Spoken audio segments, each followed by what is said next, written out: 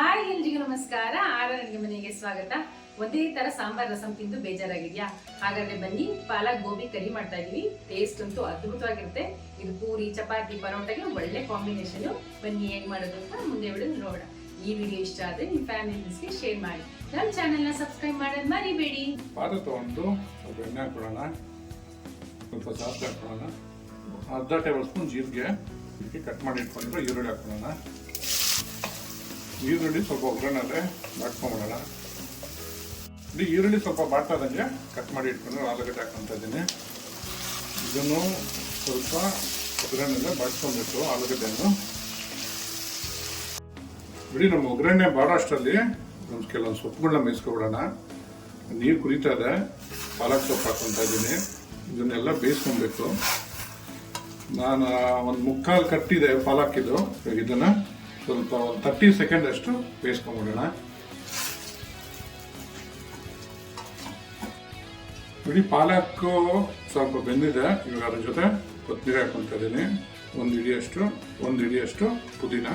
ಇದನ್ನು ಇವಾಗ ಇದರ ಜೊತೆಲೆ ಬೇಯಿಸ್ಕೊಂಡ್ಬಿಡೋಣ. ಇಲ್ಲಿ ನಮ್ಮ ಸೊಪ್ಪು ಕೂಡ ಎಲ್ಲ ಬೆಂದಿದೆಯಾ ಒಂದ್ಸರಿ ಚೆಕ್ ಮಾಡ್ಕೊಳ್ಳೋಣ. ಬೆಂದಿದೆಯಾ? ಮತ್ತೆ ಸ್ಟವ್ ಆಫ್ ಮಾಡ್ಕೊಬಿಡೋಣ. ಇಡೀ ಒಗ್ಗರಣೆಯಲ್ಲಿ ಆಲೂಗಡ್ಡೆ ಚೆನ್ನಾಗಿ ಫ್ರೈ ಆಗಿದೆ. ಅಡುಗೆ ಉಂಡವ್ರೆ ಏನು ಹಾಕೋಣ ಇದಕ್ಕೆ? ನೀರಲ್ಲಿ ಆಲ್ರೆಡಿ ಬೇಯಿಸಿ ಇಟ್ಕೊಂಡಿರೋ ಹೂಕೋಸು ಅದನ್ನು ಹಾಕೊಂಡ್ಬಿಡೋಣ. ಮಿಕ್ಸ್ ಮಾಡ್ಕೊಳ್ಳಿ ನೀಟಾಗಿ. ನೋಡಿ, ಇದಕ್ಕೆ ಇವಾಗ ಶುಂಠಿ ಬೆಳ್ಳುಳ್ಳಿ ಪೇಸ್ಟ್ ಹಾಕೊಂತ ಇದ್ದೀನಿ. ಇದನ್ನೆಲ್ಲ ಒಂದ್ಸರಿ ಮಿಕ್ಸ್ ಮಾಡ್ಕೊಂಡ್ಬಿಡೋಣ. ನೋಡಿ, ಇವಾಗ ಇದಕ್ಕೆ 1 ಟೇಬಲ್ ಸ್ಪೂನ್ ಅಷ್ಟು ಚಿಲ್ಲಿ ಪೌಡರ್ ಹಾಕೊತಾ ಇದ್ದೀನಿ. 1/4 ಟೇಬಲ್ ಸ್ಪೂನ್ ಅಷ್ಟು ಅರಿಶಿನ ಪೌಡ್ರು, 2 ಟೇಬಲ್ ಸ್ಪೂನ್ ಅಷ್ಟು ಧನಿಯಾ ಪೌಡರ್ ಹಾಕೋಣ. 1 ಟೇಬಲ್ ಸ್ಪೂನ್ ಅಷ್ಟು ಗರಂ ಮಸಾಲ ಹಾಕೋಣ. ಅಡುಗೆ ಉಪ್ಪು ಹಾಕ್ಕೊಡಿ, ರುಚಿಗೆ ಅಷ್ಟು ಉಪ್ಪು. ಒಂದು ಸ್ವಲ್ಪ ಹಾಕೊತಾ ಇದ್ದೀರಾ? ಮಿಕ್ಸ್ ಮಾಡ್ಕೊಡಿ ಇವಾಗೆಲ್ಲ ಚೆನ್ನಾಗಿ. ಇವಾಗ ಇದನ್ನು ಮುಚ್ಚಿಟ್ಬಿಟ್ಟು ಒಂದು 2 ನಿಮಿಷ ಬೇಯೋಕೆ ಇಟ್ಬಿಡೋಣ. ನೋಡಿ, ಆವಾಗಲೇ ಸೊಪ್ಪೆಲ್ಲ ಬೇಯಿಸಿಕೊಂಡಿದ್ರಲ್ಲ, ತಣ್ಣಗಾಗಿದೆ. ಇದನ್ನು ಜಾರ್ಗೆ ಹಾಕೊಳ್ಳೋಣ. ಒಂದು 4ರಿಂದ 5 ಮೆಣಸಿನ್ಕಾಯಿ. ಅಡುಗೆ ಮನೆಯವ್ರೆ, ಇದನ್ನು ಚೆನ್ನಾಗಿ ರುಬ್ಕೊಂಬಿಡಿ ನೀಟಾಗಿ. ನೋಡಿ, ಈ ಥರ ನೈಸಾಗಿ ರುಬ್ಕೋಬೇಕು. ನೋಡಿ, 2 ನಿಮಿಷ ಆಗಿದೆ. ಎಲ್ಲ ಒಂಥರ ಡ್ರೈ ರೋಸ್ಟ್ ಆಗಿದೆ. ಅಡುಗೆ ಮನೆಯವ್ರೆ, ರುಬ್ಕೊಂಡಿದ್ದಲ್ಲ ಹಾಕೊಳ್ಳಿ.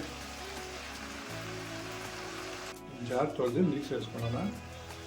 ನಿಮ್ಗೆ ಗಟ್ಟಿ ಎಷ್ಟು ಬೇಕೋ ಅಷ್ಟು ನೀರು ಸೇರಿಸ್ಕೊಬೋದು. ಸರಿ, ಎಲ್ಲ ಮಿಕ್ಸ್ ಮಾಡ್ಕೊಬಿಡೋಣ. ಹಸಿ ಮಸಾಲೆ ವಾಸನೆ ಹೋಗೋದು ಕುದಿಸ್ಕೊಬಿಡಬೇಕು.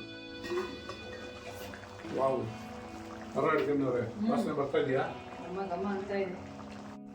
ನೋಡಿ, ಇವಾಗ ಚೆನ್ನಾಗಿ ಬಂದಿದೆ. ಹಸಿ ಮಸಾಲೆ ವಾಸನೆ ಹೋಗಿದೆ. ಇವಾಗ ಬಟರ್ ಹಾಕೊಳ್ಳಿ. ಅಡುಗೆ ಮನೆಯವ್ರೆ, ಬಟರ್ ಹಾಕ್ಕೊಂಡು ಸ್ಟವ್ ಆನ್ ಮಾಡ್ಕೊಬಿಡೋಣ.